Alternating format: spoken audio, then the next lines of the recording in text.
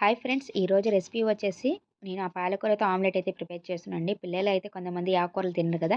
ఒకసారి ఈళ్ళు ఇలా ట్రై చేయండి. వాళ్ళు కూడా ఇష్టంగా తింటారండి. ఇక్కడైతే పాలకూర ఒక కట్ట తీసుకొని ఇలా సన్నగా కట్ చేసుకొని పక్కన పెట్టేసుకోవాలా. తర్వాత ఇక్కడైతే ఒక గిన్నెలో ఒక 2 ఎగ్స్ అయితే తీసుకుంటున్నానండి.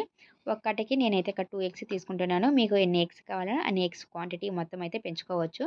ఎగ్స్‌ని ఇలా బాగా బీట్ చేసేసుకోవాలా. ఇలా బీట్ చేసుకున్న తర్వాత ఇంకా రుచికి సరిపోయేంత ఉప్పు, కొంచెము బ్లాక్ పెప్పరు, మిరియాల పొడి వేసేసుకొని బాగా బీట్ చేసేసుకోవాలి. తర్వాత గ్యాస్ మీద ప్యాన్‌లో అయితే కొంచెం ఆయిల్ అయితే యాడ్ చేసేసుకొని, పాలకూర మొత్తం కూడా బాగా వాష్ చేసుకున్న తర్వాత యాడ్ చేసుకోవాలండి. తర్వాత ఈ పచ్చి వాసన పోయేంత వరకైతే మనం బాగా ఫ్రై చేసుకోవాల.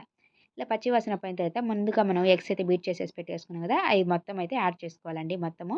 ప్యాన్ మొత్తం స్ప్రెడ్ అయ్యేలాగా చేసుకోవాలా. ఇలా వేసుకొని మీడియం ఫ్లేమ్‌లో మూత పెట్టేసి బాగా ఉడికించుకుంటే మనం ఇప్పుడు 2 సైడ్స్ అయితే కాల్చుకోవాలండి. ఇలా టర్న్ చేసేసుకుంటే మనం మళ్ళీ మూత పెట్టేసి కాల్చుకుంటే మనకి పాలకూర ఆమ్లెట్ అయితే రెడీ అయిపోయింది. ఎంతో హెల్తీ కూడా అండి.